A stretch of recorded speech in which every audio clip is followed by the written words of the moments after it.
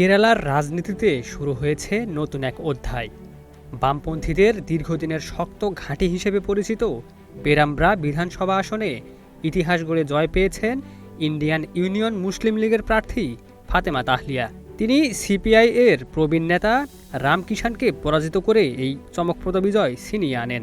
মাত্র ৩৪ বছর বয়সী তাহলিয়া পেয়েছেন ৩৬,৯৯৯ ভোট। প্রায় ৪,৭০০ ভোটের ব্যবধানে জয়ী হয়ে তিনি মুসলিম নারী লীগের ইতিহাসে প্রথম নারী বিধায়ক হিসেবে নতুন দৃষ্টান্ত স্থাপন করেছেন। কোজিকোড জেলার পেরুভায়ালে জন্ম নেয়া তাহলিয়ার রাজনৈতিক যাত্রা শুরু ছাত্রজীবন থেকেই। মুসলিম স্টুডেন্ট ফেডারেশনের নেতৃত্ব দেওয়ার পর তিনি কোজিকোড সিটি কর্পোরেশনের কাউন্সিলর হিসেবেও দায়িত্ব পালন করেন।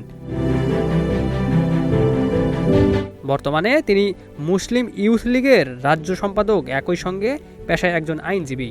কোজিকোড সরকারি আইন কলেজ থেকে স্নাতক এবং ত্রিশূর সরকারি আইন কলেজ থেকে স্নাতকোত্তর ডিগ্রি অর্জন করেছেন তিনি। এখন কালিকট জেলা আদালতে আইন পেশায় কর্মরত।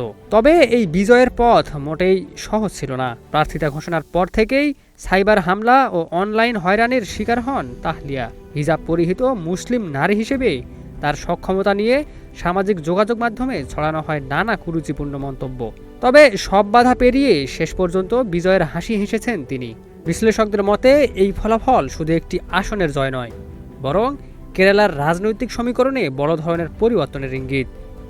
Ekramuzzaman, news flash 71।